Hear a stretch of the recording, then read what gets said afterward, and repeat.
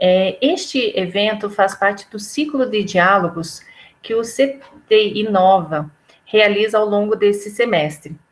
E o objetivo de hoje é permitir um debate entre os especialistas para a promoção das iniciativas em planejamento integrado e tecnologias para as cidades sustentáveis.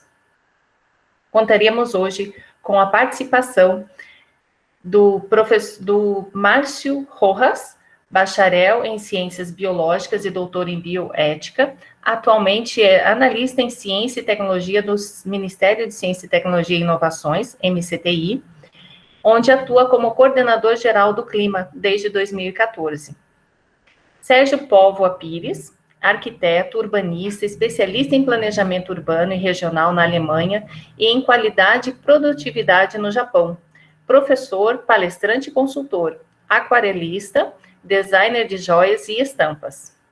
Contamos também com Francesca Aragal, pesquisador na área de biomecânica, acessibilidade, ergonomia e design for all, da Universal Design, presidente da Fundação Designer for All, diretora executiva da Pro Solutions, uma empresa de consultoria em arquitetura, engenharia e design com sede em Barcelona, na Espanha. Marco Lobo, professor, mestre em design e especialista em docência universitária, que coordena o projeto Observatório de Inovação para Cidades Sustentáveis no CGE. Visando o posterior compartilhamento e a disseminação das informações aqui tratadas, esta reunião será gravada. Neste momento, desejando proporcionar um bom andamento aos nossos trabalhos, seguiremos as seguintes práticas. Solicitamos que deixem os microfones desligados. Nosso webinar tem previsão para término às 16 horas. Caso a conexão esteja instável, solicitamos que desabilitem o vídeo, ficando apenas como ouvintes. E após a apresentação dos nossos convidados, reservamos um espaço para manifestações, e os interessados poderão deixar seu nome no chat. Informamos que a ordem das falas obedecerá à ordem das inscrições. Informamos também que no canto inferior direito poderão alterar o layout da página. Os interessados em receber o material e a gravação deste webinar, informamos que poderão acessar o link que colocaremos no chat e após receber a pesquisa de opinião, os arquivos serão encaminhados ao e-mail cadastrado, incluindo as novidades e informes dos nossos próximos eventos. Para dar as boas-vindas e contar um pouco do propósito deste webinar, gostaríamos de convidar a diretora do CGE, doutora Regina Silvério. Por gentileza, Regina, a palavra é sua.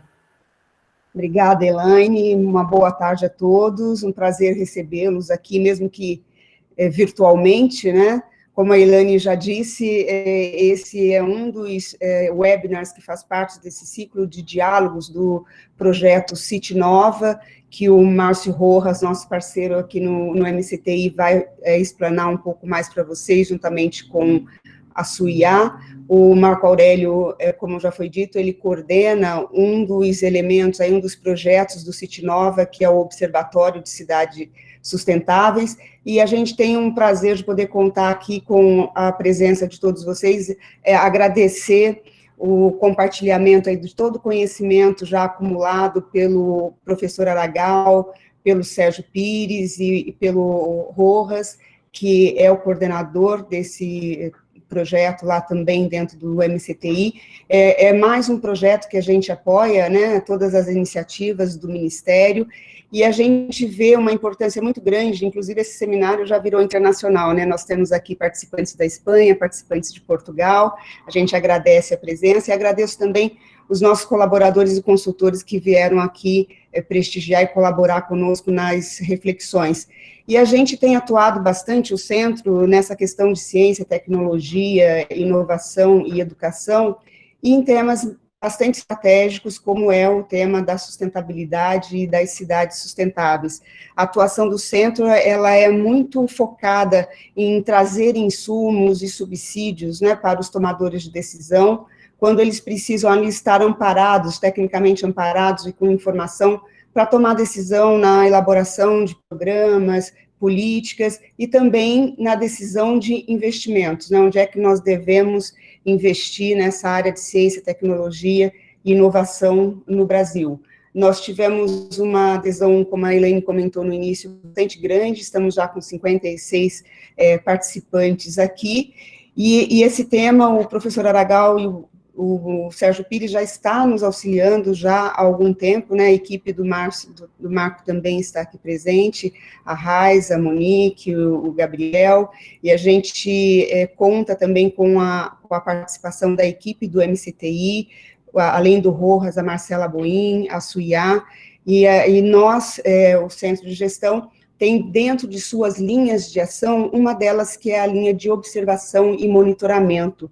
O Observatório de Cidades Sustentáveis está dentro dessa linha, e ali a gente monitora e acompanha sinais fracos e tendências de temas importantes no mundo, principalmente focado na questão das tecnologias, né, o que está surgindo de novas tecnologias, novas patentes, quais são os setores que estão se utilizando dessas tecnologias, a questão do planejamento, né, que é uma temática já de muita experiência do professor Aragal e do Sérgio Pires, como é que a gente traz essas tendências, esse olhar de futuro, para fazer o planejamento dessas cidades agora no presente. Nós temos tentado olhar também com olhares que muitas vezes não são apreciados, como é que a criança se situa e se vê e se olha dentro das cidades sustentáveis, como é que a terceira idade, né, que é uma faixa etária que vem crescendo no mundo todo, se vê e se sente confortável numa cidade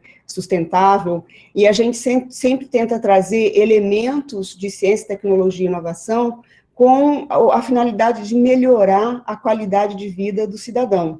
Né, o trabalho todo nada mais do que trazer soluções para que, principalmente, os nossos gestores públicos, eles possam planejar melhor, possam ter acesso a novas tecnologias e possam propiciar um ambiente urbano com maior qualidade de vida para os seus habitantes. Eu não vou me deter muito mais aqui, eu gostaria de agradecer e desejar uma boa conversa, porque a gente vai fazer uma conversa aqui, acho que uma conversa bastante agradável, com o Márcio Rojas, o professor Aragal e o Sérgio Pires, e agradecer a colaboração de vocês, né, porque nessas discussões a gente sempre traz elementos muito interessantes de todos os participantes, e é para a gente, insumo, para a gente continuar aí o nosso trabalho, e atentar, às vezes, para pontos que a gente ainda não está trabalhando ou elaborando. Então, desejar uma boa tarde a todos, e estarei aqui com vocês até às 16. Prazer tê-los conosco. Obrigada, Regina. Também gostaríamos de convidar a coordenadora nacional do Cite Nova, Suiá Rocha. Por gentileza, Suiá, a palavra é sua. Boa tarde a todos e todas. Quero agradecer a presença dos parceiros do projeto Cite Nova, da Marcela, que está aqui, que é a diretora nacional do projeto, um agradecimento especial para a equipe do CGE, que nos ajudou, né, e que está promovendo esse primeiro webinar, que a gente está entrando num ciclo de diálogos do Cite Nova, a gente está prevendo mais 10 eventos até o final do ano, né, então esse ciclo é para trazer uma abordagem transdisciplinar mesmo, né, para a gente ver soluções de problemas das cidades brasileiras, né, nesse momento que a gente está passando também, refletir sobre isso. Então, ele está sendo realizado com todos os parceiros, né, que é o CGE, um dos parceiros, como a Regina colocou, a Agência Recife de Inovação e Estratégia, o Programa Cidades Sustentáveis, a Secretaria de Meio Ambiente do Distrito Federal.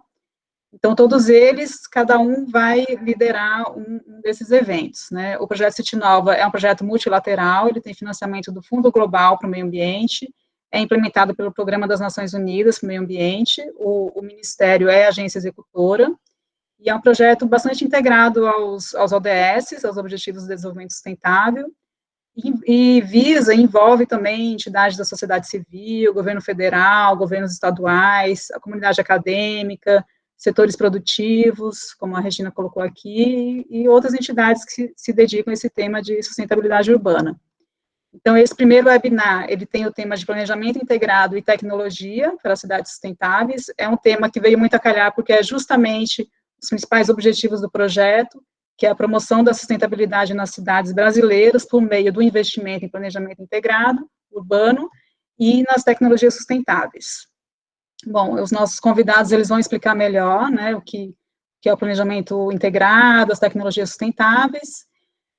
Mas, assim, resumindo, né, o planejamento integrado, sob o meu ponto de vista, é fazer com que os diversos setores conversem entre si, né, que o setor da educação converse com o setor de saúde, que converse com o setor de planejamento urbano, que converse com o setor de telecomunicações, de eletricidade, de mobilidade, e aí vai, para a gente ter uma visão mais ampla, né, das cidades, para que a gente possa planejar melhor, e visando a sustentabilidade, incluindo também o cidadão usuário, nesse processo de planejamento. A tecnologia, né, que também é um outro tema aqui do projeto, então a gente vê, né, que hoje as cidades, elas são responsáveis por 75% do consumo de energia e 75% das emissões de carbono no mundo, então a gente vê a tecnologia que ela pode contribuir muito, né, a pesquisa, a inovação, para a gente ter um potencial de eficiência maior nos processos urbanos, né. Então, a gente tem uso de soluções tecnológicas híbridas, que levam em consideração tanto tecnologias de baixo custo, quanto convergência também com as soluções baseadas na natureza, né, que o observatório também está disseminando. Então, isso possibilita, né, a gente aproveitar melhor a nossa biodiversidade, a manutenção dos serviços ambientais nas cidades e promover uma maior resiliência também, mais bem-estar e qualidade de vida para os cidadãos. A gente tem projetos pilotos em Brasília e em Recife, com tecnologias inovadoras, que o Márcio vai explicar melhor depois, e a disseminação dessas e outras tecnologias, que está acontecendo pelo observatório, né, como a Regina já colocou. Então, o observatório tem tido um papel fundamental, né, um braço do Ministério para disseminar essas tecnologias, essas inovações, e para que a gente também possa reconhecer o que é fronteira do conhecimento nessa área, né, o que pode gerar mais sustentabilidade para as cidades. Então, para finalizar, eu vou explicar aqui os webinars que vão acontecer, né, eu gostaria de convidar todos vocês para esses próximos eventos do projeto. Como eu disse, esse daqui é apenas o primeiro, né, então a gente vai trazer outros especialistas, né, de outras temáticas que a gente tem atuado, e a gente ainda está fechando essas datas, mas eu vou colocar aqui no chat, né, em outubro, novembro, dezembro, quais vão ser as temáticas, e também gostaria de convidá-los, porque eu acho que uma das coisas que a gente faz nos eventos presenciais é network, então, quem gostaria de compartilhar o seu contato, também colocar no chat, colocar aqui o seu nome, né, o e-mail e a instituição.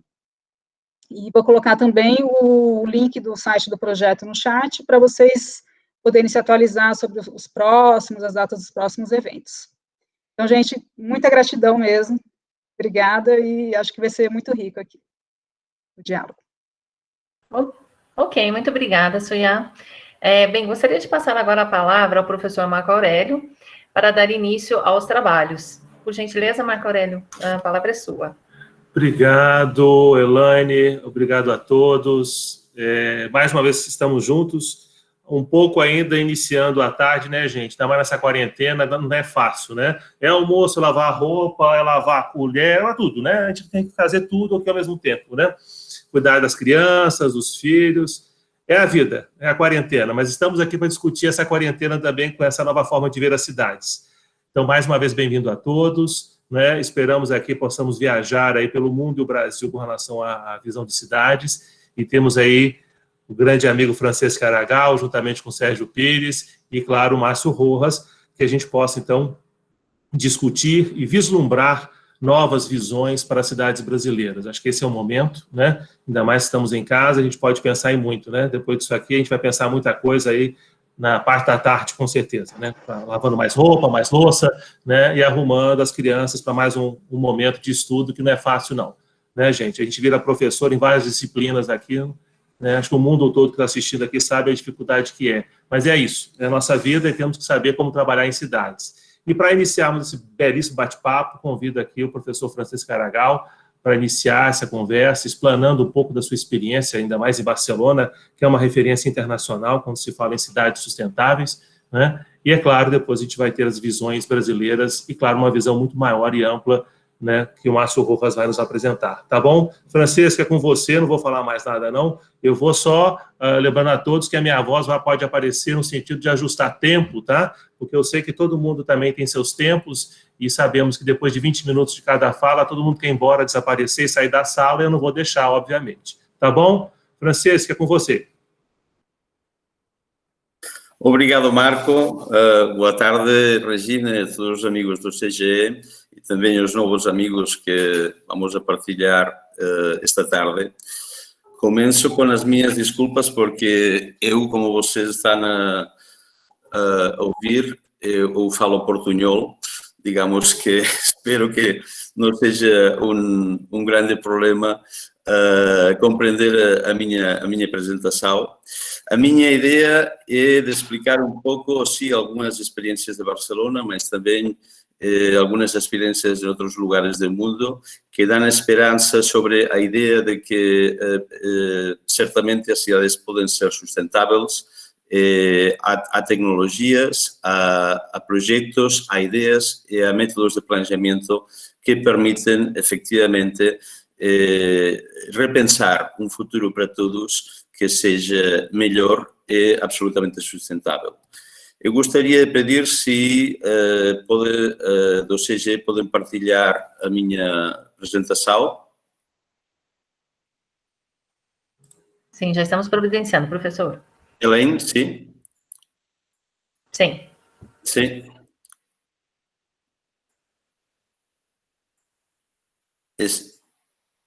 Está já a apresentação visível? Porque eu não... Francesca, ainda não subiu a apresentação. Agora que está entrando. Ok. Agora vejo. Sim. Agora, entrou. Sim. Muito bem. Começamos do início, melhor, sim. Por favor, gente. Sim. Ótimo. Pois, como eu falava, a ideia é partilhar com vocês alguns exemplos e ideias. Vamos para frente. A próxima. Do início da nossa história, os humanos estamos a adaptar a natureza às nossas necessidades, mas agora chegamos já a um excesso de convertir florestas em zonas urbanas, de convertir desertos em zonas habitadas, e isto já é absolutamente insustentável. Portanto, devemos repensar, vamos para a próxima slide, devemos repensar a nossa actuação e adaptar-nos para viver com a natureza e não somente aproveitar da natureza. Uma das possíveis estratégias para melhorar o comportamento humano com respeito ao planeta é promover a mobilidade ativa. A próxima. Para promover a mobilidade ativa em distintas partes do mundo, aqui temos algumas imagens de Singapur, mas também de cidades do Médio Oriente, onde aproveitam a construção para fazer abrigos com respeito à chuva e com respeito ao sol. Isso incentiva o uso do espaço público, a possibilidade de caminhar e de passear no espaço urbano e evitar o uso do carro. A seguinte. Neste caso, é um projeto que estamos a fazer também no Médio Oriente, onde está previsto que um bairro tenha um grande parking para todos os carros dos vecinos e a mobilidade interna seja o bem a pé coberto por aquelas pérgolas ou também com o uso de um minibus elétrico que, a sua vez, é alimentado pela energia obtenida desta zona de aparcamento coberto. Siguiente. Outra das estratégias que, neste caso em Barcelona, seguimos para reduzir a mobilidade contaminante e promover a mobilidade ativa é a criação de o que nós chamamos superilhas. Digamos, atualmente, nas ruas todos os veículos podem circular livremente, partilham espaço os caminhões, os carros, as bicicletas, os peões, e a ideia é de criar grandes bloques de moradas, onde o tráfego de veículos motorizados seja restringido na parte central para ganhar espaço para os peões e também reduzir a contaminação. Se vamos pela seguinte, aqui temos todas as superilhas iniciais que estão previstas para desenvolver em Barcelona, e na próxima slide podemos já ver alguns exemplos de implementação dessas superilhas. O que é que acontece quando se cria uma superilha? Pois que de uma maneira natural os cidadãos começam a utilizar mais o espaço público, o comércio é dinamizado, as relações sociais se incrementam e, portanto, digamos, cria um grande benefício não somente de um ponto de vista ecológico, de redução da contaminação, mas também do ponto de vista social. Vamos à seguinte. Outros aspectos críticos nas cidades, especialmente agora com o Covid em todo o mundo, observamos um crescimento do comércio online. E o comércio online significa distribuição direta nas casas. Significa um incremento também de veículos que circulam para distribuir alimentos, produtos, etc. Nas cidades devem repensar de uma maneira absoluta esta questão da distribuição, e seria importante que, por um lado, a distribuição do e-commerce. Vamos a pedir ao senhor Sérgio Ribeiro se pode ficar comigo, porque estamos a ouvir o título. Não sei se o senhor Sérgio Ribeiro ou outra pessoa, mas alguém tem o microfone conectado e estamos a ouvir os seus pássaros. Pois vou continuar. A ideia é que, por um lado, no comércio eletrónico, as lojas de bairro deveriam contribuir também para facilitar a sua sustentabilidade econômica, e, do outro lado, digamos, esta distribuição deveria ser muito mais verde. Aqui na fotografia temos o exemplo de uma empresa cooperativa de Barcelona que, em colaboração com as grandes empresas logísticas, fazem a distribuição da última milha dos produtos em bicicleta. Vamos na próxima. Sobre o ambiente construído, o que observei ao largo da minha experiência é que o que resulta mais econômico, ao fim, é sempre mais caro. Digamos, quando se faz um concurso público, se quer evitar o custo econômico, reduzir ao máximo os custos dos trabalhos e, portanto, também se economiza em materiais e, ao final, isto tem um impacto negativo no meio ambiente urbano. Vou ficar alguns exemplos disto, como na próxima slide. Por exemplo, existem materiais para as fachadas e também para os pavimentos que com 1000 metros quadrados é capaz de eliminar a contaminação de dióxido de nitrógeno igual que um campo de futebol plantado de árvores, não? Que equivale a eliminar o efeito de contaminação que produzem 70 carros em um dia. Este material de fachada, de revestimento de fachadas, o de pavimentos, tem um custo que pode ser de alrededor de um 15%, um 20% maior que os materiais habituais, mas, por contra, permite uma grande melhora na qualidade urbana, não? Mas, infelizmente, a introdução deste tipo de novos materiais é muito difícil, porque sempre, tanto nos campos da procura pública como de iniciativa privada, se tenta que os custos de construção sejam cada vez menores. Próxima slide, por favor.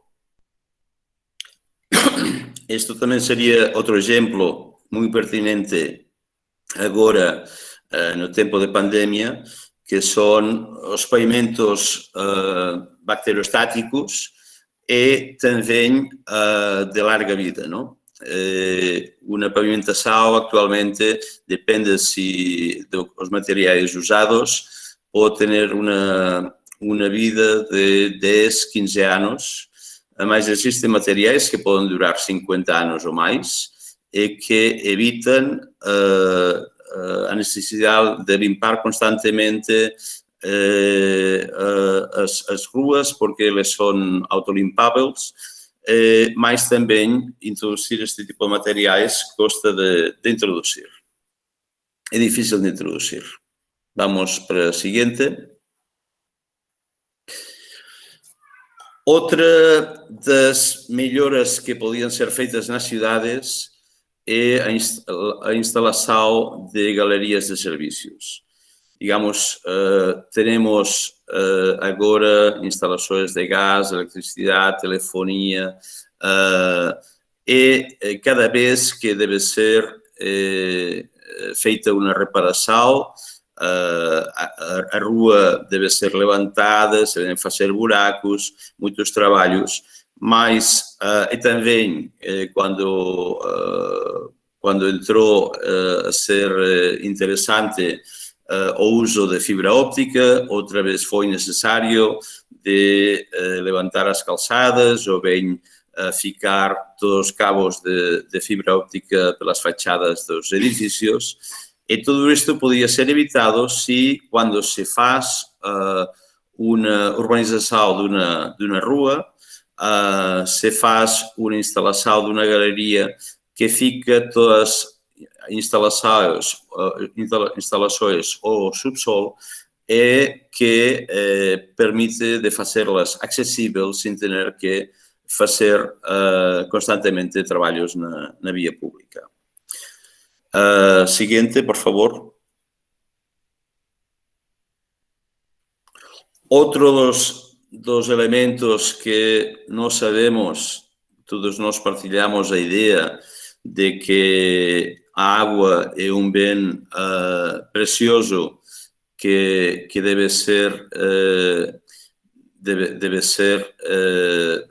bem cuidado, é que a água que utilizamos na casa é diretamente, digamos, mal utilizada e nunca reciclada, não? Pois a criação de circuitos de águas grises nas construções, nos bairros, permitiria pois a utilização deste água sem a necessidade de ficar esta água na planta de tratamento, permitiria o uso desta água para as plantas e usos de limpeza de ruas, entre outras coisas.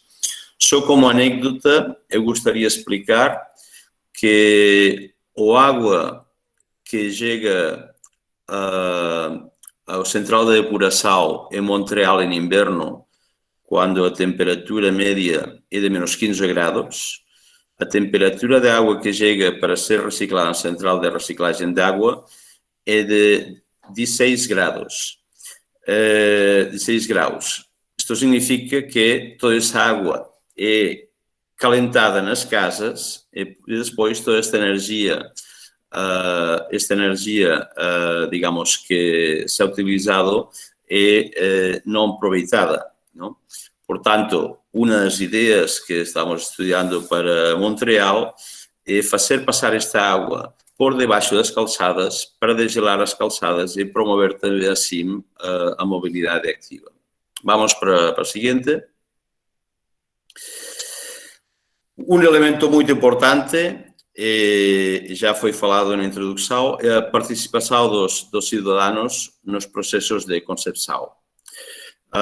Felizmente aqui em Barcelona, cada vez que em cada ocasião que a cidade decide reurbanizar uma rua, invita todos os vecinos a fazer uma reunião para explicar aos técnicos que vão ser responsáveis do design dessa rua quais são as suas necessidades. E depois eles elaboram o projeto, este projeto é discutido também com os moradores da área. Dessa maneira, se pode garantizar que os interesses dos cidadãos são considerados no momento do desenvolvimento dos projetos. Vamos para a frente. Este seria algum exemplo, neste caso, em Bratislava, destes processos participativos. Na próxima.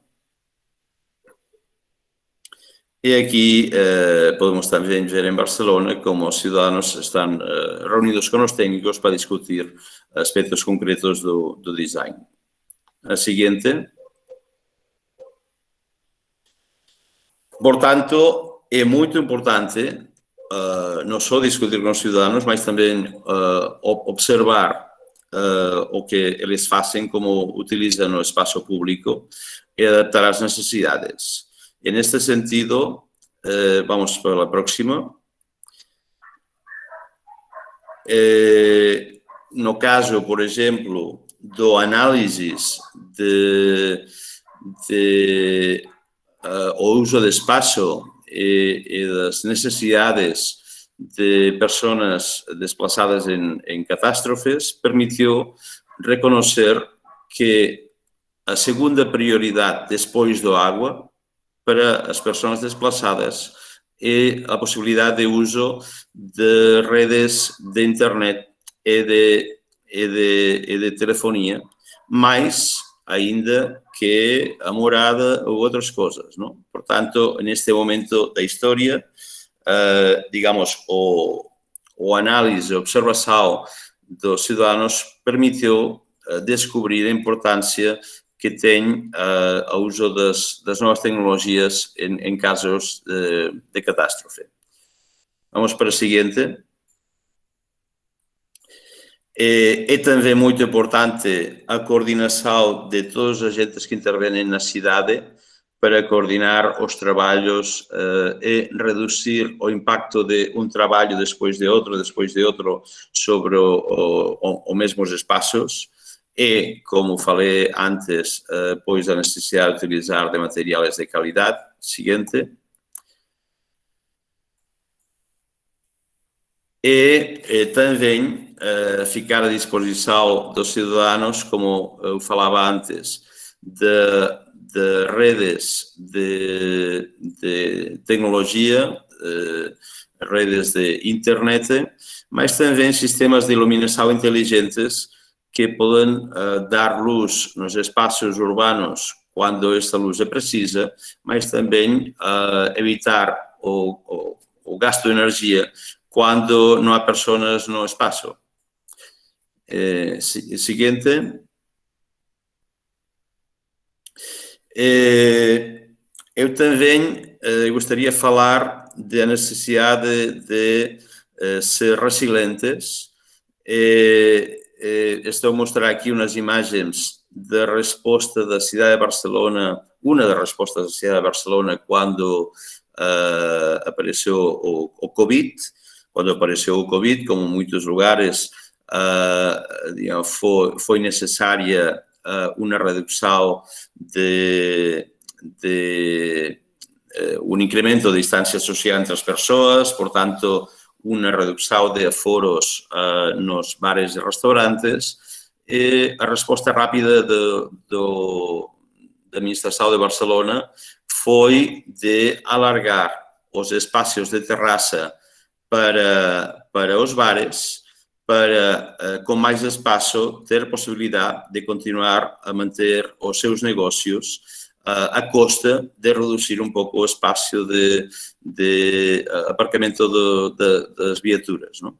Portanto, digamos, este tipo de respostas rápidas, que neste caso consistiu em ganhar espaço para os POs e para a gente, digamos, que utiliza os bares e restaurantes, foi uma resposta muito bem acolhida pelos cidadãos. A seguinte. Também facilitar a reciclagem a todas as pessoas mais idosas e mais jovens, com mais capacidades, com menos capacidades, porque quando se facilita a reciclagem, pois a gente contribui mais à seleção dos materiais do lixo. Próxima. E também o Covid permitiu, digamos, valorizar os espaços naturais de proximidade e desenvolver iniciativas em que as pessoas que perderam o seu trabalho, as pessoas menos qualificadas perderam o seu trabalho a causa do Covid nos sectores de turismo e outros, poderam encontrar um novo trabalho desenvolvendo espaços naturais como espaços de turismo de proximidade nos ambientes naturais. Próxima. Finalmente, digamos, as nossas conclusões, as minhas conclusões, é que existem alguns elementos-chave para ter êxito. O primeiro é a gestão do conhecimento. Digamos, saber evaluar o que não sabemos e o conhecimento, a experiência que devemos conseguir de outros agentes e como colaborar para acrescentar o nosso conhecimento. O segundo é a análise do gap entre a realidade existente e a desejada. É muito habitual que, em lugar de planificar o que se faz, e melhorar uma situação sem fazer uma observação global da situação, é muito importante, pois, poder fazer uma análise de qual é esse gap e definir as estratégias para chegar a melhorar todos estes aspectos. E para isso é preciso a disponibilidade de ferramentas de planificação adequadas, mas também o pessoal dedicado a isto. É muito habitual que nas administrações públicas das cidades e outras, digamos, um personal, arquitetos, planeadores, sejam assignados com novas tarefas sem ter disponibilidade de tempo e recursos para dedicar-se para ele. Não? Portanto, é importante que se queremos, o que queremos verdadeiramente é criar cidades sustentáveis, pois criar departamentos dedicados verdadeiramente à sustentabilidade no âmbito das cidades. E também, finalmente, vincular os fins sociais com o crescimento econômico e a ecologia mediante a inovação. E a próxima. Penso que nós temos o direito e temos a necessidade de actuar já, e os nossos filhos vão agradecer a nossa atuação. E, portanto, muito obrigado por escutar a minha exposição sobre este tema. Obrigado a todos. Franceschi, muito bom. Realmente tivemos aí uma visão ampla de que temos que fazer logo agora, né, Franceschi? Não temos mais como fugir. E a água já bateu no joelho, se não já está batendo em outro lugar também, né? A situação está feia, temos que rever muita coisa. Agradeço imensamente, Francisco. Aviso a todos que deixaremos as perguntas para o final do conjunto das 3 palestras. Mas realmente essa visão internacional vem nos favorecer, e eu gostei muito do tema mobilidade ativa, Francisco. Acho que os brasileiros têm que voltar a caminhar. Nós estamos esquecendo do ato de caminhar, né? Todo mundo tem medo, até eu, mas eu quero caminhar, né? Quando for possível, né? E com muita máscara, muito gel, né? Mas muito obrigado e vamos conversando ainda, Franceschi. Passo agora a palavra ao professor Sérgio Pires, para ter a nossa visão também, né? O Sérgio, um grande amigo, um grande parceiro. Por favor, Sérgio, né? E claro, você vai ter o seu copiloto aí, que é o pessoal da apresentação, tá bom? Um abraço. Ok, obrigado, Marco, obrigado pela gentileza do convite, Regina, Suyá, todo o time do Observatório, Franceschi, Márcio. É sempre bom conversar com bastante gente sobre uma coisa que a gente gosta, né? A cidade é uma coisa que a gente gosta e trabalha com muito prazer quando a gente está fazendo isso com o coração. O que eu quero trazer para vocês são, basicamente, algumas histórias, e eu vou começar com o primeiro slide que eu pediria para ser colocado. Só um minutinho, que eles estão correndo atrás aqui. Não. Só um minuto, professor, já estamos... Não tem problema nenhum. Né? É a nova realidade, Sérgio, a nova realidade. Não, isso a gente está acostumado. Eu gosto de dizer que as cidades elas têm que ser sustentáveis para todos nós. Nós que moramos hoje e aqueles que vêm depois de nós. Né? Eu fico bem... Eu acho que esse é do... Não é esse, é o próximo. Não é esse,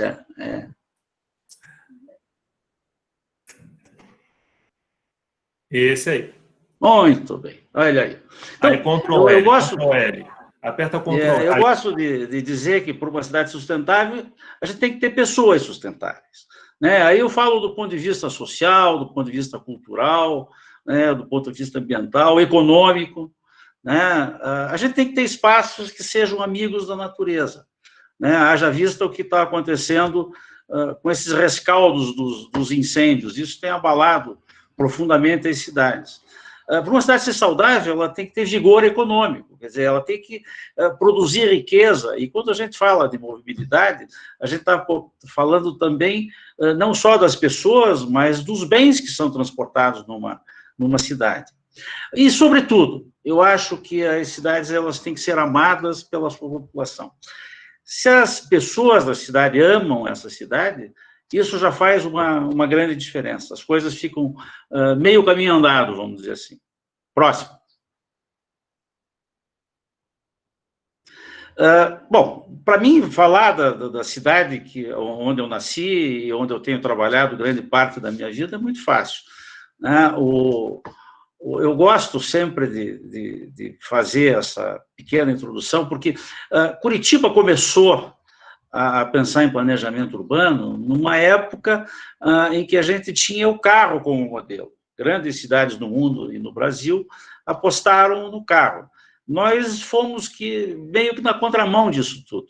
Nós apostamos no transporte coletivo, né? Priorizamos o transporte coletivo, priorizamos os pedestres e as bicicletas, nós criamos a primeira rua de pedestre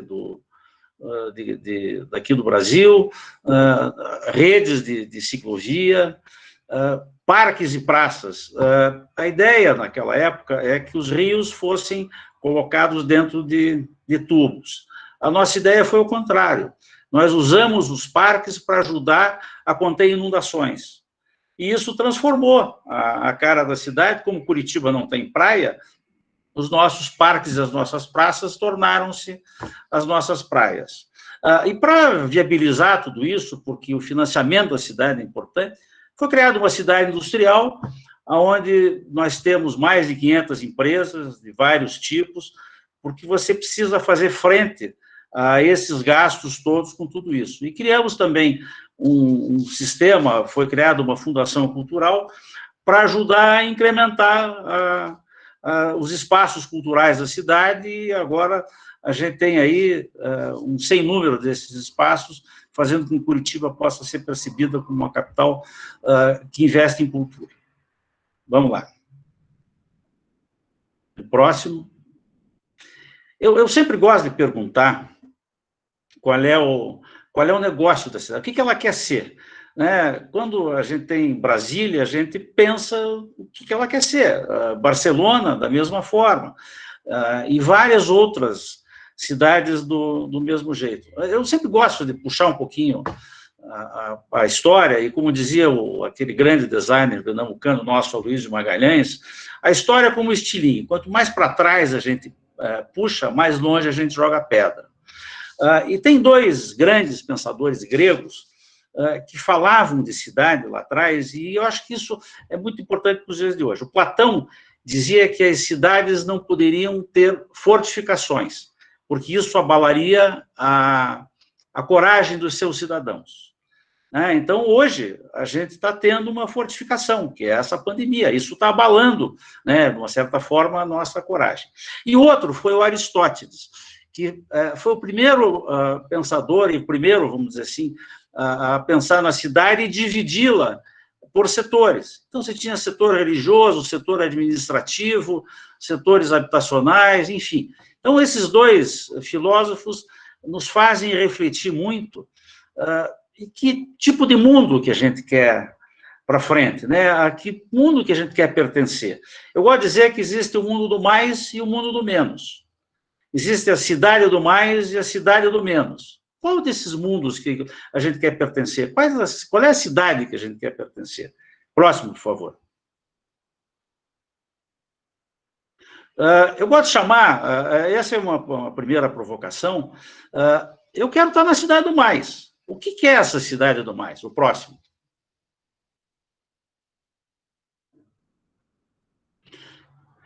É tudo isso aí, ó. É uma cidade que não ofende o meio ambiente, é uma cidade que não desperdiça, que preserva a sua memória, que investe nos seus talentos, onde todos os assuntos são coletivos, os negócios são saudáveis, né? Isso eu acho que são algumas das prerrogativas para essa cidade. O próximo. Essas cidades, elas são humanizadas. Todo mundo fica falando em cidade mais humana, eu acho que ela tem que ser humanizada. Elas são inovadoras, a inovação faz parte do DNA. Felizmente, eu moro numa cidade onde isso acontece, né? São inclusivas, todo mundo tem que participar disso, quer sejam as pessoas com necessidades especiais, as pessoas mais velhas, as crianças, e principalmente os jovens, né? Elas têm que ser participativas na forma não só de decidir seus destinos, mas de discutir a própria cidade. Eu ouvi o professor Francesco falar nessa questão de o que a gente vai fazer com uma rua. A gente conversa com as pessoas, existem aqueles que são impactados diretamente naquela rua, mas existe um coletivo maior que são usuários daquilo, quando a gente fala, por exemplo, de uma linha de transporte que une bairros, enfim. Então, essa discussão da participação é muito importante. Próximo, por favor. Aí que está, a cidade do mais, a segurança passa pelo emprego, né? A saúde passa pelo saneamento, a educação passa pelo alimento. Eu me lembro de uma música do Gonzaguinha, né? Ele dizia, aquele que não come merenda, não aprende. Tem que ser bem assim, a gente tem que se alimentar para poder aprender, né? A habitação pelo lazer e os negócios pela cultura. Quer dizer, isso tudo, eu acho que são formas a gente encarar como é que deve ser essa cidade do mais. Próximo. E ela conjuga esses verbos, principalmente esses verbos. solidarizar, irmanar, trocar, integrar, abrigar e, sobretudo, doar. Cada vez mais a gente tem a necessidade de se doar para as mais diferentes causas. Eu acho que se doar para a cidade que a gente tanto gosta faz parte, né? Próximo. Aqui eu vou para o caminho um pouquinho parecido do professor Franceschi. Quando nós, em 2015, foi sancionado o plano diretor de Curitiba, eu tive o privilégio de ser o coordenador geral desse processo. Foram aí 2 anos de muitas discussões, a gente teve aí quase 30 audiências públicas, foi um processo bonito de se discutir. E o que esse plano apregoou? A ideia dele, básica, que está vigindo, é que a cidade fosse menor. Eu tenho um grande amigo, o professor da Fundação Getúlio Vargas, Luiz Fernando Silva Pinto, ele dizia uma coisa que ficou muito presente em mim. Como é que você enfrenta um gorila, né, um grande macaco? Disse, olha, é mole, daquele jeito carioca de falar, você macaquiza o gorila. Ou seja, você pega o gorila e transforma em um monte de macaquinhos. E aí você enfrenta os macaquinhos, ou seja, você faz com que o grande problema seja um problema pequeno, né? E a ideia dessa cidade, E10 é justamente isso. Próximo. Isso é uma coisa que a gente eu não sou nem o primeiro nem o último a pensar, né? A gente não raciocina aqui no Brasil em tempo de deslocamento, a gente raciocina em distâncias. Então, o que são 10 quadras para as pessoas? Essa cidade de 10 quadras é um lugar onde você pode ter todo tipo de atividade. Próximo, por favor. Onde você tem as coisas, e o comércio, o serviço, a moradia, o lazer, ao alcance dos pés. Isso faz com que a gente, embora nós moremos numa cidade onde é uma cidade fria e que chove muito, e que a gente está experimentando alguma outra coisa, porque agora é quente e não chove, né? Então, essa cidade ao alcance dos pés, eu acho que vem a calhar. Você faz com que o posto de saúde, a creche, a escola, a venda, o pequeno supermercado, aonde você manda arrumar a tua geladeira, aonde você compra tuas frutas e tuas verduras, aonde você se encontra com as pessoas, o parque onde você vai fazer o teu exercício, a tua ginástica, onde as crianças vão brincar. Isso acontecendo num espaço de 10 quadras ao alcance dos pés, eu acho que seria o ideal. Claro, com inovação, com tecnologia, tudo aquilo que a gente tem direito, mas eu acho que transformar o grande numa grande sacada e pequena sacada em escala, eu acho que é um negócio sensacional. Próximo, por favor. E aí você espalha tudo isso pela cidade, você tem que fazer um trabalho de pesquisa, você tem que fazer um trabalho de implementação, ajudar, o papel da cidade é fomentar essas atividades, conversar com o mercado. E aí, a gente experimenta isso em Curitiba, a gente não faz nada sozinho aqui, né? A discussão da cidade, ela passa por vários atores. A gente brinca que a gente coloca um polaco de cada colônia para conversar sobre o mesmo assunto, né? A gente tem uma imigração grande de poloneses, alemães, italianos, ucranianos. Então, a gente junta todos esses polacos para falar sobre a cidade e discutir sobre a cidade. E esse é uma das propostas. Eu deixaria aqui para a gente, como final, a gente pegar esse exemplo da cidade menor. Por favor, o próximo. Eu gostaria de chamar que a minha cidade é 10. Então, isso eu acho que é um mote importante para todos nós. A gente transforma o grande problema numa grande solução e damos aí um passo, eu acho que gigantesco, para transformar as nossas cidades em ambientes mais saudáveis. coisa que a gente está tão necessitado nos dias de hoje. Mais uma vez, obrigado pela atenção. Eu deixei essas duas provocações, porque eu acho que isso dá depois uma boa discussão. Muito obrigado. Muito bom, Sérgio. Valeu imensamente. Interessante que você e o Francisco não combinaram, e a fala central é caminhar pela cidade, né? Isso, sincronicidade. Total, isso mostra que estamos alinhados. E gostei muito das 4 grandes bases da transformação de Curitiba, né? Que é o transporte coletivo, pedestres e bicicletas, parques e praças, e cultura e negócios, né? Acho que a gente tem que ver a cidade por esse olhar, né? Esse olhar humanizado, né? Tá de parabéns, muito bom, e vamos conversar muito ainda. Perfeito, Sérgio. Mais uma vez, obrigado pela sua atenção, estar conosco. E agora passo a palavra ao Márcio Rojas para as suas palavras aí da visão maior aí dos nossos projetos junto ao Ministério da Ciência, Tecnologia e Inovação. Obrigado. Márcio, agora contigo. Boa tarde, Marco Lobo. Boa tarde, Regina. Boa tarde, amigos. Para a gente, começo dizendo que é um grande prazer participar desse momento.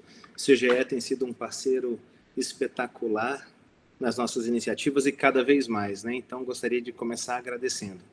E enquanto estão abrindo a apresentação, por favor, eu queria começar também deixando o registro de que tudo que é feito e todos os sucessos alcançados aqui pelo Ministério, pela equipe de mudanças climáticas, é resultado naturalmente de um trabalho em equipe, uma equipe absolutamente competente, que a partir de hoje vai ser chamada de equipe do mais, parafraseando um pouco o professor Sérgio, ou a minha equipe é 10, porque seguramente eles são o que eu considero a melhor equipe da Esplanada em mudanças climáticas, né? E aí faço isso nominalmente, trabalhando com cidades sustentáveis. A gente tem acompanhando esse evento hoje a Marcela Boim, a Suyá Rocha, a Daniela Matar, a Patrícia Negrão e o Ricardo Paris, pessoas absolutamente comprometidas, muitos de vocês já tiveram o prazer de conhecer. E tem também, participando desse evento, outros colegas da coordenação que trabalham com questões mais propriamente relacionadas a mudanças climáticas, né? O Antônio Marcos Mendonça, Sônia Bittencourt, Ricardo Araújo, Rodrigo Braga, todos fazem parte de uma equipe que coordena e orienta uma série de esforços no âmbito do governo federal com relação ao enfrentamento das mudanças climáticas. E com isso eu começo a minha apresentação. O nosso lugar de fala é um lugar de fala relacionado a mudanças climáticas. Essa coordenação foi criada logo depois da Rio 92, no entendimento de que mudanças climáticas, de fato, representavam um desafio imenso para a humanidade e o conhecimento científico e o desenvolvimento tecnológico seriam fundamentais para que a gente enfrentasse, né, esse desafio posto pelas mudanças climáticas. O próximo, por favor. Contextualizando, eu imagino que a essa altura do campeonato já não seja surpresa para muitos, mas concretamente hoje nós temos a média da temperatura da superfície da Terra mais quente, em média 1 grau mais quente, quando a gente compara com a época pré-industrial. E os últimos 10 anos mais quentes foram de 2005 para cá. Então a gente está vivendo uma época comparativamente muito mais quente do que se viveu no passado, né? O próximo, por favor. As mudanças climáticas trazem uma série de questões ambientais, e a gente está acompanhando isso pelos noticiários, né? Agora, eu gostaria de deixar registrado nessa oportunidade que há efeitos também que vão além das questões ambientais, né? Efeitos socioeconômicos. Aqui eu citei minha atenção ao professor Aragal, uma fonte de uma instituição espanhola, e só para ilustrar, efeitos socioeconômicos da mudança climática, a gente tem perda da capacidade de trabalho devido ao calor, queda de produtividade agrícola, aumento da pobreza provocada por fenômenos meteorológicos extremos e por aí vai, né? Então, seguramente, as mudanças climáticas colocam para nós e, obviamente, para os ambientes urbanos um desafio considerável, né? As cidades são locais particularmente vulneráveis às mudanças climáticas, na medida em que, pelo que o professor Aragal já estava mostrando nos seus slides iniciais, vem trabalhando o ambiente de tal forma a gradativamente ir perdendo a sua resiliência natural e se afastando da sua zona mais segura do ponto de vista climático e se expondo cada vez mais, né? O próximo, por favor. A gente vê também como uma série de oportunidades, naturalmente, né? Existem problemas, mas existem uma série de oportunidades que podem vir a ser aproveitadas se nós agirmos com racionalidade. Então, por exemplo, aprimoramento de serviços ecossistêmicos, uma certa melhoria na produtividade agropecuária no setor industrial, se soubermos utilizar determinadas oportunidades, enfim, é com esse intuito que a gente vem trabalhando. Próximo, e só para ilustrar um pouco das nossas iniciativas aqui na coordenação geral com relação às mudanças climáticas, eu vou destacar 4 projetos nossos. O primeiro é o que trata de um reporte à Convenção do Clima. É uma obrigação, a qual todos os países que fazem parte da Convenção do Clima têm. Então, no Brasil, nós, o Ministério da Ciência, Tecnologia e Inovações, somos responsáveis pelas elaborações das comunicações nacionais. Estamos elaborando a 4ª Comunicação Nacional do Brasil, a Convenção do Clima. É esse documento, por exemplo, que traz uma série de questões relacionadas a impactos das mudanças climáticas, setoriais e analisados de forma integral, impactos na energia renovável, impactos agropecuários, saúde, economia, cidades, zonas costeiras, biodiversidade, por aí vai. E é também por meio da 4ª Comunicação Nacional que a gente divulga o Inventário Nacional de Emissões de Gases de Efeito Estufa, né? Uma outra iniciativa relevante, opções de mitigação de emissões de gases de efeito estufa em setores-chave no Brasil. Nós estudamos mais de 8.000 tecnologias, potencial de abatimento, custos, e fomos capazes, por meio desse projeto, de modelar, então, uma modelagem integrada, uma modelagem macroeconômica, uso da terra e setor energético. Conseguimos modelar como serão as emissões do Brasil até 2050, em determinados cenários, inclusive cenários de baixo carbono, com o Brasil investindo 10, 20, 30, até $200 por tonelada de carbono mitigada, né? Uma outra iniciativa, nosso Sirene, o Sistema de Registro Nacional de Emissões, é por meio do Sirene que a gente disponibiliza e dá transparência a uma série de informações relacionadas à mitigação, em particular os inventários nacionais e as estimativas anuais de emissões de gases de efeito estufa.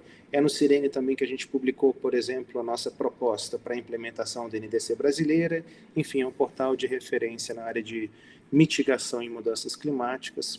Um 4º projeto, e esse a gente já está entrando na reta final também, é o primeiro projeto do governo brasileiro que capta recursos do Green Climate Fund. É o que trata da avaliação das necessidades tecnológicas para a implementação de planos de ação climática no Brasil, TNA da expressão em inglês, Technology Needs Assessment. E uma outra iniciativa nossa é o Adapta Brasil, um sistema de informações e análises sobre os impactos das mudanças climáticas, enfim, só para que vocês tenham uma ideia um pouco dos nossos esforços no sentido de instrumentalizarmos cada vez mais e melhor os nossos colegas setoriais no âmbito do governo federal, de tal forma que eles possam contar com a melhor ciência disponível para subsidiar suas políticas setoriais, né? O próximo, por favor. E aqui a gente entra especificamente na agenda, e eu vou aproveitar essa oportunidade para tratar em particular do projeto City Nova, que é um dos responsáveis por originalmente provocar a realização desse evento. O projeto City Nova, Planejamento Integrado e Tecnologias para Cidades Sustentáveis, ele conta com recursos captados em um fundo multilateral, o GEF, tem um orçamento considerável, e aqui no Brasil a gente costuma dizer que é mais fácil captar o recurso e bem mais difícil a gente executar o recurso, né? Então, captar um recurso dessa ordem foi relativamente tranquilo, está sendo um desafio nós executarmos esse recurso. Contamos com parceiros os mais diversos, tem uma abrangência internacional, nacional e subnacional. A ideia é que os resultados possam ser úteis não só para gestores nacionais, estaduais e locais, mas também para a sociedade de uma forma geral, representantes do setor acadêmico, população de cidades, em particular Recife e Brasília, que é onde estão acontecendo os pilotos no âmbito desse projeto. E aqui tem alguns dos resultados, por exemplo, evitar a emissão direta de 3,8 milhões de toneladas de dióxido de carbono, além de uma série de outras iniciativas, né? O próximo, por favor. Para que vocês tenham uma ideia, esse é o nosso arranjo institucional para a execução do projeto. O GEF é o doador, contamos com o apoio da agência do órgão das Nações Unidas para o Meio Ambiente, o PNUMA, enquanto agência implementadora, e a Agência Brasileira de Cooperação, pelo Ministério das Relações Exteriores como um parceiro, e o MCTI, então, como agência executora. Temos como parceiros co-executores, como já foi dito pela Suiá na abertura desse evento, o Porto Digital e Ares, em Recife, a Secretaria de Meio Ambiente aqui do Governo do Distrito Federal, em Brasília, o Programa Cidades Sustentáveis, uma iniciativa que começou em São Paulo e está tendo seu escopo, sua abrangência cada vez maior. E deixei por último de propósito, porque tem sido nosso parceiro nas horas mais difíceis, o CGE, nesse caso especificamente envolvido com o Observatório de Inovação para Cidades Sustentáveis, mas ressalto aqui que a parceria do Ministério com o CGE alcança uma série de outras iniciativas, né? Próximo. Para que vocês tenham uma ideia bem esquemática da realização do projeto, nós estamos hoje focados em o desenvolvimento de 4 plataformas para cidades sustentáveis, sendo 2 nacionais e 2 locais. As plataformas nacionais envolvem o Programa Cidades Sustentáveis, com, por exemplo, um banco de boas práticas, indicadores, métricas, cursos, material para capacitação e treinamento, e temos também, no âmbito do CGE, o Observatório de Inovação para Cidades Sustentáveis, com uma série de tecnologias já mapeadas e disponibilizadas, organizadas em grandes temas, né? E temos também plataformas locais, o Sistema Digital de Informações Ambientais, o SISDIA, aqui no Distrito Federal, e em Recife nós temos o Sistema de Gestão Georreferenciada Integrada, né, no esforço, então, de contribuir para o melhor planejamento dessas cidades, né?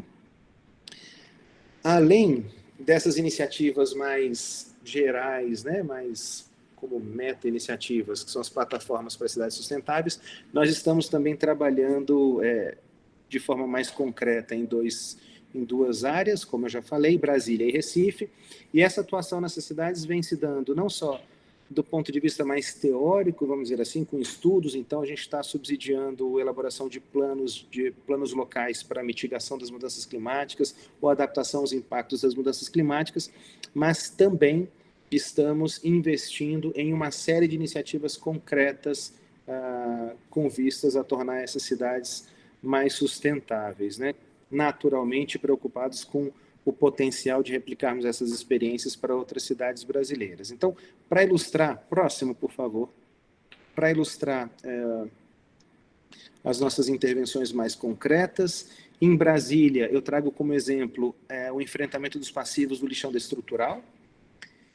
O lixão destrutural, quem conhece Brasília sabe, ele foi considerado o 2º maior lixão a céu aberto do mundo, o maior lixão aberto da América Latina, e ele aqui em Brasília fica vizinho a uma área de preservação ambiental importante, uma floresta nacional, né? Então, houve naturalmente uma contaminação considerável e, por meio do projeto, está havendo a identificação e análise dos atuais níveis de contaminação, definição de parâmetros e critérios a serem utilizados para a remediação ambiental do solo, da água superficial e subterrânea, do ar e dos resíduos sólidos, né? E a nossa expectativa é que a gente consiga tratar, por meio de fitorremediação, a descontaminação do local, o transporte de contaminantes subterrâneos e também o tratamento do churume gerado por esse lixão da estrutural. Só para ilustrar, né, como eu disse, aqui em Brasília tem uma série de outras iniciativas também sendo implementadas, por exemplo, a recuperação de vegetação em áreas de nascentes. Para Brasília é crítico, né, preservar as nascentes e preservar recursos hídricos. Outra iniciativa tem a ver com sistemas agroflorestais e adaptação de equipamentos pesados para utilização por mulheres, e aí capacitá-las, empoderá-las e também resolver uma questão relacionada a gênero. Enfim, são as mais diversas as iniciativas aqui em Brasília. E para dar um outro exemplo de uma ação concreta em Recife, o próximo, por favor, nós estamos trabalhando às margens do rio Capibaribe, e a ideia é uma intervenção de urbanização no sentido de termos um barco solar que vai promover a travessia entre as 2 margens do Parque do Caiá. Salvo engano, a gente já teve um ajuste nessa localização especificamente, né? Mas a ideia é que a gente tenha um barco solar promovendo a travessia do rio Capibaribe, ligando um bairro com alto poder aquisitivo e um bairro com baixo poder aquisitivo, e a ideia é resolver uma questão social local importante, né? Vai ter também um jardim filtrante e uma série de outras intervenções locais sendo testadas e essa experiência naturalmente sendo compartilhada depois para poder ser replicada em outras localidades. O próximo, por favor. Já concluindo, só para deixar claro que essas são iniciativas pontuais que a gente vem realizando, existe uma série de outras, né? Então, estamos também investindo em laboratórios de inovação para cidades sustentáveis. Recentemente, nós publicamos uma chamada pública por meio do nosso órgão de fomento, o CNPq, e é uma chamada pública focada em apoiar projetos de pesquisa na área de sustentabilidade urbana e regional. Nós já estamos também preparando um projeto já previamente aprovado no âmbito do GEF, que a gente está chamando de City Nova 2. A ideia aqui vai ser trabalhar com regiões metropolitanas, e já temos escolhido 3 regiões metropolitanas: Florianópolis, uma zona costeira relevante, né? Teresina, no Nordeste brasileiro, que concentra uma parte considerável da população brasileira, uma população particularmente vulnerável às mudanças climáticas. Vai trabalhar com Teresina ali no Piauí e Timon, no Maranhão. E temos também o envolvimento da região metropolitana de Belém. E para a gente é absolutamente importante termos uma região metropolitana dentro do bioma amazônico, né? E a gente poder explorar os benefícios de um planejamento integrado em uma cidade onde o componente biodiversidade é relevante, né? Já temos o projeto da 5ª Comunicação Nacional aprovado, estamos já preparando o projeto, e temos um outro projeto, Brasil em 2050.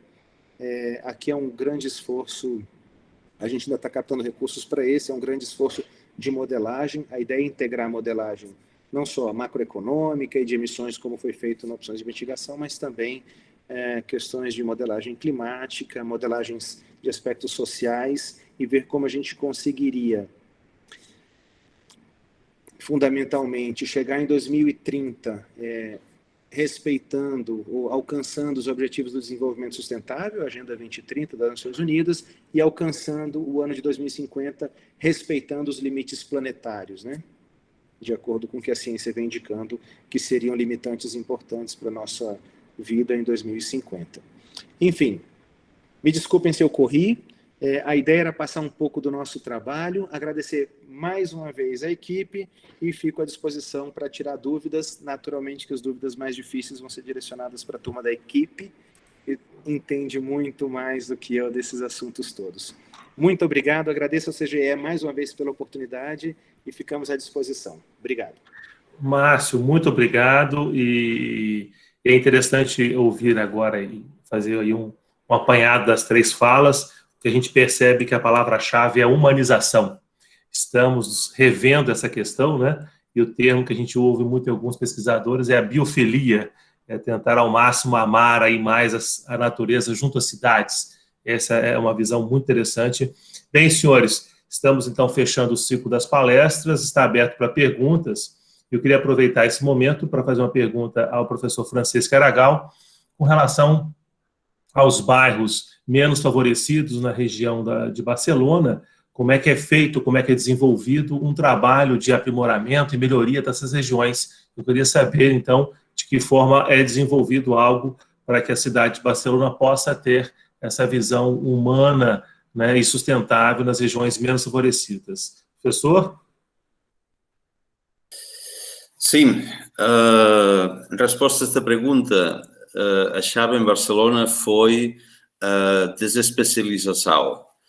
Digamos, até os anos 60, Barcelona, como muitas cidades, criava uma zona industrial, uma zona para as universidades, uma zona para moradas mais ricas, mais pobres, etc. Mas, a partir dos Jogos Olímpicos, isso deu a oportunidade a Barcelona a refazer o planeamento e conseguir ficar elementos de qualidade e de interesse cultural e econômico em bairros mais desfavorecidos e também reduzir os bairros com uma altíssima densidade. Neste sentido, digamos, um dos bairros, o bairro gótico, que seria nos anos 70 eram os bairros mais perigosos, com lixo, com degradação urbana, com problemas sociais. Agora tem uma mistura de presença de universidades, também de moradores mais favorecidos e mais desfavorecidos. Tem também centros culturais, museus e, digamos que no mesmo bairro, gente de muitas diferentes classes sociais partilha os espaços. Também foi digamos, há um feito histórico que em Barcelona, quando a muralha da cidade foi derribada, se criou o alargamento da cidade em um sistema de quadricular e as promoções urbanas eram sempre no nível do chão. Tínhamos as lojas, a primeira planta, chamada o principal, onde morava o proprietário do edifício, e depois, primeiro, segundo, terceiro, eram cada vez mais econômicos, até que o último, digamos, o ático, era normalmente ocupado por professores que tinham um salário muito baixo e não podiam... Que dificuldade! Até aí em Barcelona? Exato. Mas a curiosidade disto é que no mesmo edifício, com 16 famílias moradoras, você tinha todas as classes sociais a conviver. E, portanto, digamos, era habitual, digamos que nas épocas de Revolução Industrial, princípios do século XX, digamos, os obreiros saíam do edifício para andar à manifestação, os proprietários das fábricas estavam no seu, digamos, apartamento principal, mas quando voltavam de cada um às suas demonstrações, todos falavam boa tarde. Digamos que se mantinha a convivência, mesmo assim havia muita tensão social. Não, mas neste sentido, eu penso que o elemento clave, como eu falava, é precisamente o tema de evitar a especialização dos bairros, não? É ficar muitas atividades juntas, o que permite também que a necessidade de mobilidade mecânica seja menor, porque você tem a oportunidade de encontrar um emprego no lado de casa, não? Que se os bairros fossem especializados em moradas, em comércios, etc., isto não poderia acontecer. Perfeito, professor. Mais uma vez, a diversidade sendo vista, né, com a transformação das cidades, né? Estarmos todos juntos e misturados. Bem, Brasil, o problema é que a gente não consegue implementar aqui ainda. Imagino que agora vai ter que ser possível, porque senão a gente vai continuar tendo outros problemas. Professor, muito obrigado. Uma outra pergunta agora, o William Ribeiro, pergunta ao professor Sérgio Pires. Na sua visão, quais os principais desafios para viabilizar essa cidade do mais que você apresentou? Certo? Olha, é muito fácil. Primeiro deles, questão política. A gente tem que ter mandatários efetivamente que estejam do lado da cidade, que não usem a cidade para se corromper ou corromper outras pessoas e se lucupletar da cidade. Então, primeiro, a gente tem que ter gente séria comandando a cidade, né? Que ame a cidade e esteja junto com ela. Segundo, você tem que ter uma equipe competente, gente preparada para tocar isso aqui, porque a cidade não é para principiante, sabe? Você gerenciar uma cidade, você tem que ter estofo para isso. E o terceiro é você ter projetos para colocar em prática as coisas, e não ter medo de errar.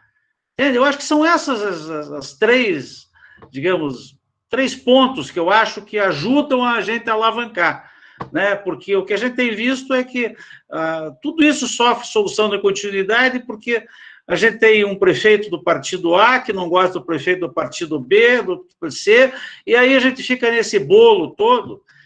Para sorte, Curitiba, ela teve, na sua criação do plano diretor, um Instituto de Pesquisa e Planejamento Urbano, do qual eu fui presidente de 2013 a 2016, que fazia justamente isso, ajudava no monitoramento dos processos, dos projetos, dos programas e dos planos. A gente precisa ter gente comprometida. Eu acho que seriam esses os 3 pontos aí para a gente abordar. A questão política, a questão de preparação de time e ter projetos. Perfeito, Sérgio, é isso aí mesmo. Comprometimento é a palavra-chave para a gente continuar trabalhando, com certeza. E agora uma pergunta ao Márcio Rojas. Márcio, o City Nova, como é que ele chega até as prefeituras? Como é que o gestor público pode entender de que forma ele transforma a sua cidade? Eu vou agradecer a pergunta e eu vou passá-la para Marcela. Não que eu não saiba responder, mas é porque ela tem tido um papel espetacular na condução desse projeto. Ela é a diretora nacional e ela está quietinha ali, só acompanhando de longe, como se não fosse com ela. E eu gostaria que ela tivesse também a oportunidade de, enfim, de participar desse evento e expor as próprias ideias. Então, Marcela, por favor. Adoro ser pega de surpresa. Obrigada, Márcio. Imagina, aqui com uma super equipe aqui presente, a gente não precisa de protagonismo, né?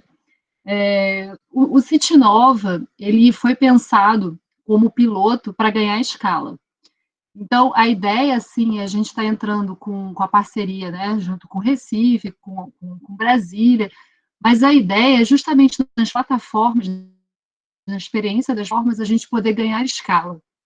Então, nesse sentido, tanto o programa Cidades Sustentáveis, ele tem uma série de políticas, né, de boas práticas, de indicadores, com comprometimentos para os gestores públicos, né, de diversas cidades, e o Observatório de Inovações para Cidades Sustentáveis, por sua vez, tem todas as tipologias pensadas ao fundo, né, e com as tecnologias, com as inovações, pensando em cima dessas tipologias para chegar até os gestores das cidades, não só os gestores, a sociedade civil, a academia, empresas.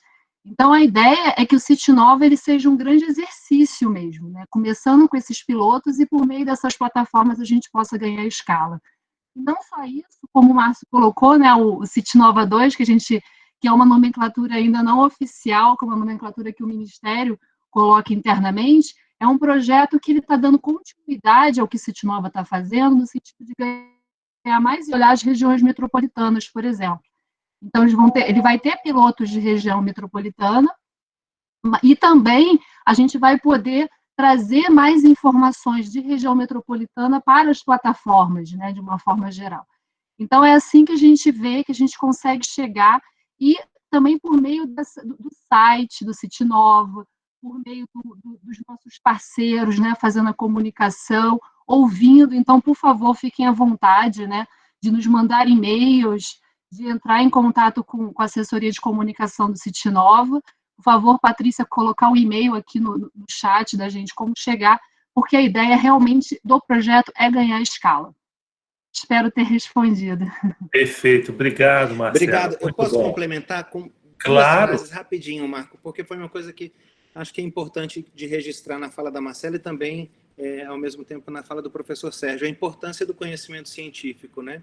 Aqui no Ministério da Ciência e Tecnologia, a gente tem fundamentalmente por missão avançar com a fronteira do conhecimento científico e colocá-lo à disposição para os tomadores de decisão, para os diversos órgãos nacionais, subnacionais. Então, eu estou considerando relevante ressaltar esse ponto, porque a minha percepção muito pessoal é de que não só o Brasil, mas o mundo vem sofrendo um certo movimento anti-ciência. Em alguns momentos ele é mais forte, em outros ele é um pouco mais fraco, mas, enfim, eu não queria perder a oportunidade de registrar aqui. Tomar as nossas decisões com base no melhor conhecimento científico não é garantia de sucesso, mas aumenta consideravelmente a chance da gente bater menos cabeça e alcançar o resultado pretendido de uma forma um pouco mais eficaz, né? Obrigado, Marco. Não, perfeito, Márcio, muito bom. E aí, aproveitando o conjunto de perguntas, o Sérgio, lá do PCS, faz uma pergunta aqui ao Sérgio Pires e ao Francisco Aragal, colocando da seguinte forma: considerando a fala inicial da Suiá Rocha sobre a integração entre os setores atuantes na cidade, como os senhores, né, fizeram essa integração de dados para o diagnóstico dos temas abordados pelos senhores? Franceschi? Falo eu, Sérgio? Ok. A última experiência que eu posso lembrar sobre este tema foi em Dubai, quando fui chamado para repensar a legislação do urbanismo do Emirato. E o primeiro que fizemos foi o análise do GAP. E precisamente o que fizemos foi dedicar quase 5 meses a recolher dados de todos os departamentos da cidade, turismo, cultura, serviços sociais, planeamento urbano, etc., etc., para conseguir ficar todos estes atores em relação que até aquele momento nunca foram, trabalharam juntos, e por outro lado, começar a estudar dados e vincular dados que nunca foram, digamos, ficados em relação. Número de acidentes de tráfico em relação com crianças na rua. Percentagem de população idosa mais velha estrangeira, que eles sempre pensavam que não existia em Dubai porque eles pensavam sempre que os imigrantes voltavam para o país. Depois descobrimos que a maioria dos imigrantes de diferentes países que andavam a Dubai, depois estavam em Dubai para toda a sua vida, não? Portanto, digamos, ficar todos esses dados permitiu fazer uma análise a distância, o gap entre a realidade existente e a realidade desejada, não? E poder, digamos, fazer um design num caminho que levava de uma realidade a outra, não? Que precisava, evidentemente, de desenvolvimento legislativo, de desenvolvimento de estratégias, de cambios de atitudes de diferentes departamentos, etc. A minha surpresa, devo falar, foi que depois de fazer este trabalho por um período de 1 ano e meio, finalmente o trabalho foi analisado pelo conjunto do governo dos Emirados Árabes e agora a legislação urbanística e de construção desenvolvida e de aplicação em todos os Emirados. Não? Portanto, digamos, foi um sucesso porque tive um impacto não só em Dubai, mas em todos os 7 Emirados. Não? Fantástico, Franceschi. Por favor, Sérgio. Bom, veja só, em Curitiba, parece que é uma lenda urbana, né, que a gente passa muito tranquilamente por essa pandemia, porque a gente já pratica o distanciamento social há muito tempo, né? Então, mas isso não é verdade, isso é uma lenda urbana, e o que a gente faz aqui, na realidade, e esse é o papel, por exemplo, do IPUC, ele aproxima as partes. Nós temos um trabalho muito grande de muitos anos, desde 1965, com a unificação das bases cadastrais, por exemplo. Os mapas de energia elétrica, de água, de cadastro urbano, das finanças, é um só. Tudo isso já é referenciado. Por outro lado, a gente também tem a prática sempre de conversar com parceiros. Quem são esses parceiros? A Federação das Indústrias, a Associação Comercial, a Federação do Comércio, os sindicatos. Né? Então, a gente pratica esse tipo de discussão aqui. Eu acho que essa integração para nós fica muito fácil. Né? Todo mundo é o dono. Né? Se a ideia veio o Y, não importa.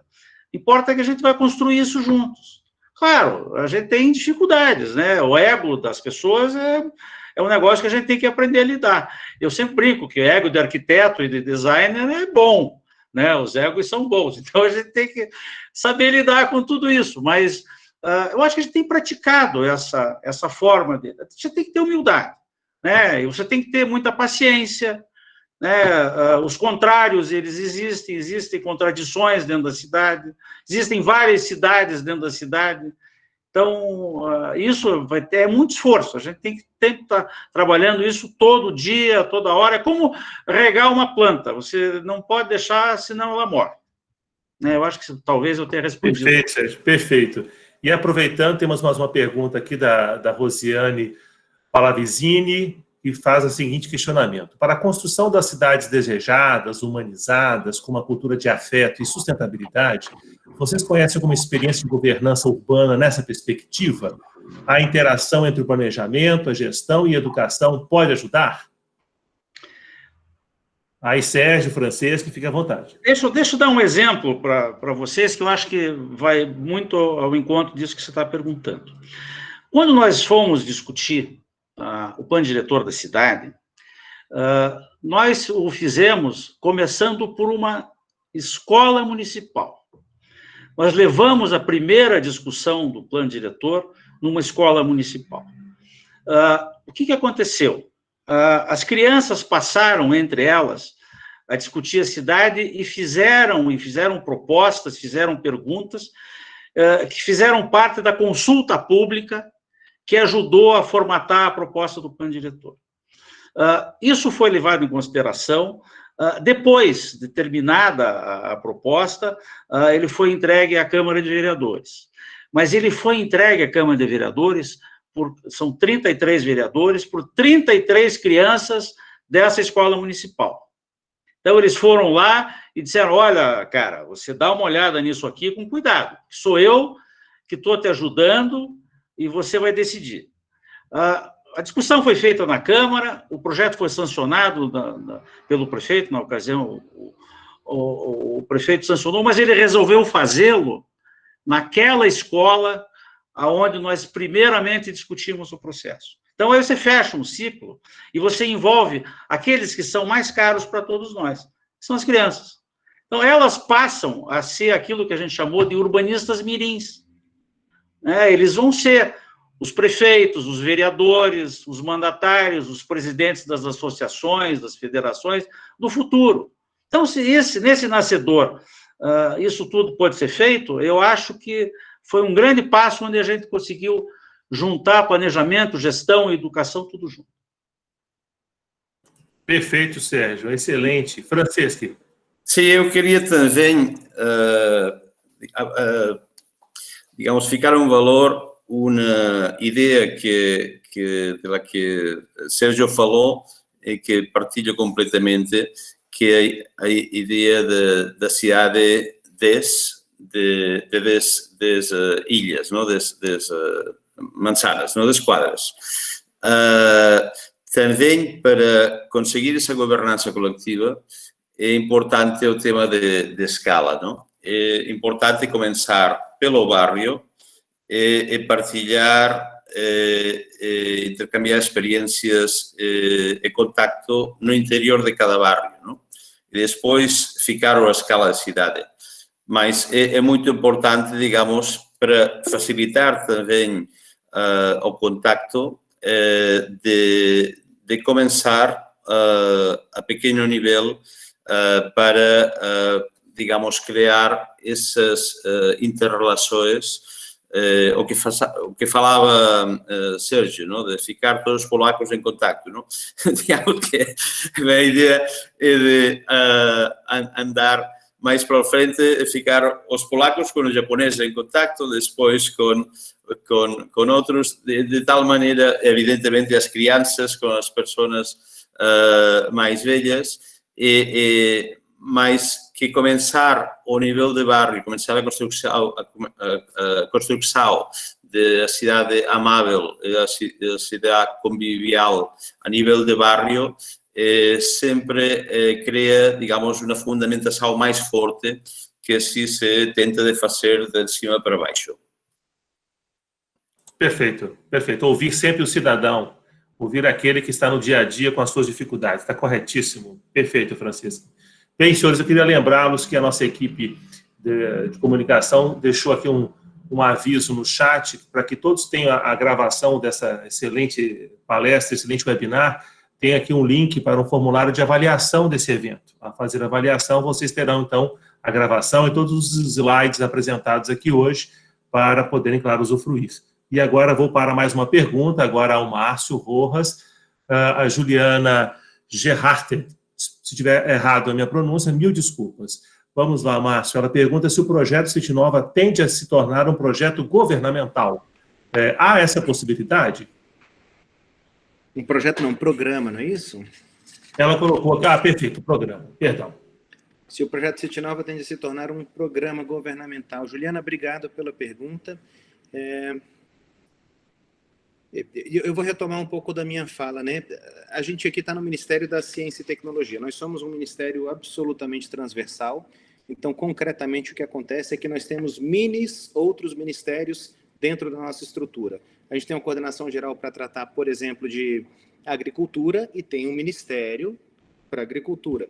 A gente tem uma coordenação geral que trata de energia e existe um ministério para energia. Enfim, então a gente meio que replica toda a estrutura do governo federal, lembrando que o nosso viés de trabalho é sempre ciência, tecnologia e inovação, né? Então, o nosso atual ministro gosta de nos posicionar como sendo uma caixa de ferramentas. E aí, eu acho que lembra um pouco a filosofia, né, e toda a importância da filosofia para a humanidade, que também é vista como uma caixa de ferramentas, mas, enfim, o Ministério é visto como uma caixa de ferramentas. Então, se existe um órgão setorial que tem uma dificuldade, compartilha conosco e a gente busca soluções com base na melhor ciência disponível, nós colocamos as alternativas e o responsável pela agenda setorial, então, toma suas decisões e encaminha para os passos subsequentes, né?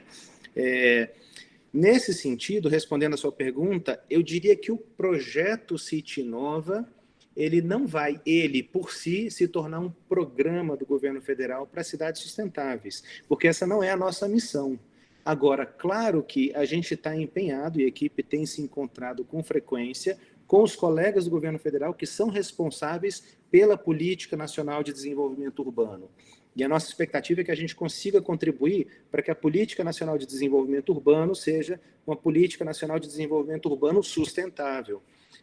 Por isso, estamos trabalhando de forma muito próxima ao Ministério do Desenvolvimento Regional, que é quem, no âmbito do governo federal, tem condições de transformar todos esses avanços e todo esse conhecimento em um programa governamental propriamente, né? E aí eu vou citar como exemplo concreto a chamada que nós publicamos via CNPq para Pesquisa e Desenvolvimento em Sustentabilidade Urbana e Regional. Ela foi escrita a várias mãos, um par de mãos foi justamente do MDR. Então, por exemplo, a linha que vai trabalhar com uma abordagem por biomas, nós acatamos integralmente a contribuição deles. Eles tinham a expectativa de ver um conhecimento sendo gerado com relação ao desenvolvimento urbano, tendo viés dos biomas, e a gente vai, então, financiar uma série de pesquisas nessa área. O Ministério do Desenvolvimento Regional faz parte do nosso comitê de relevância, então eles vão estar acompanhando não só a seleção desses projetos, mas também a execução desses projetos. É o passo que a gente deu no sentido de garantir ou facilitar que esse conhecimento gerado pela academia seja de fato incorporado pelo tomador de decisão no âmbito do governo federal, né?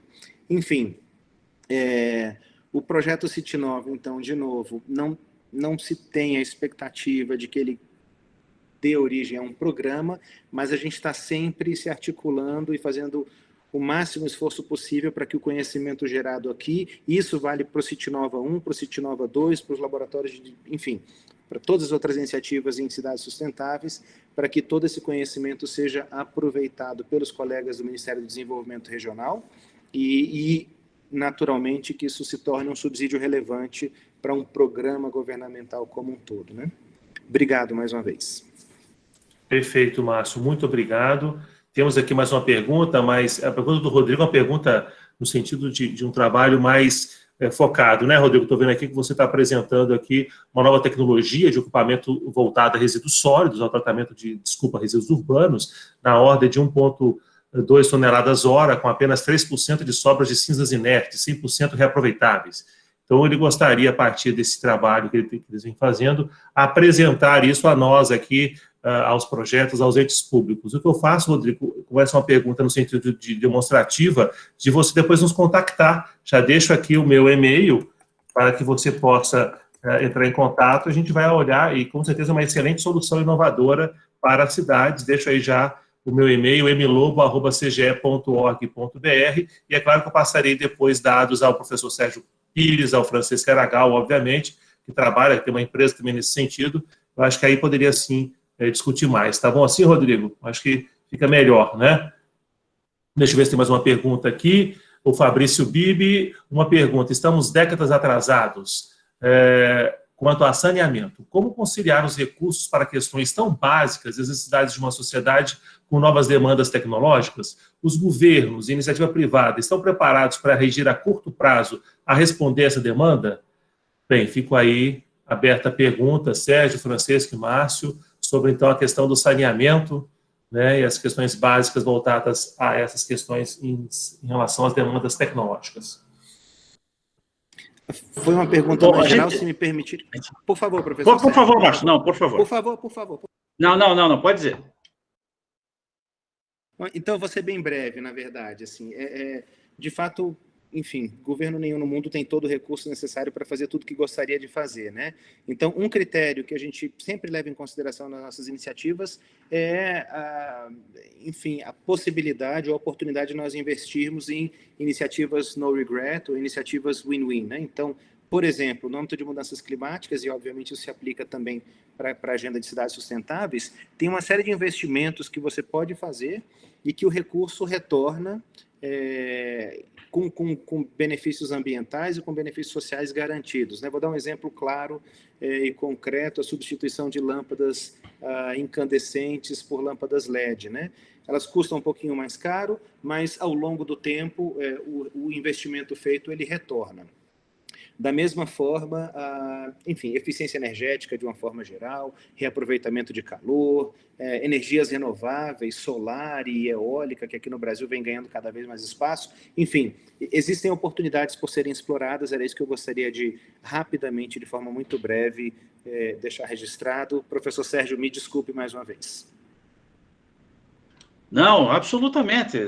Eu só tinha uma pequena observação. Eu acho que a resposta é sim e não. Porque dentro da parte técnica, os técnicos se acertam, tanto da iniciativa privada quanto do setor público.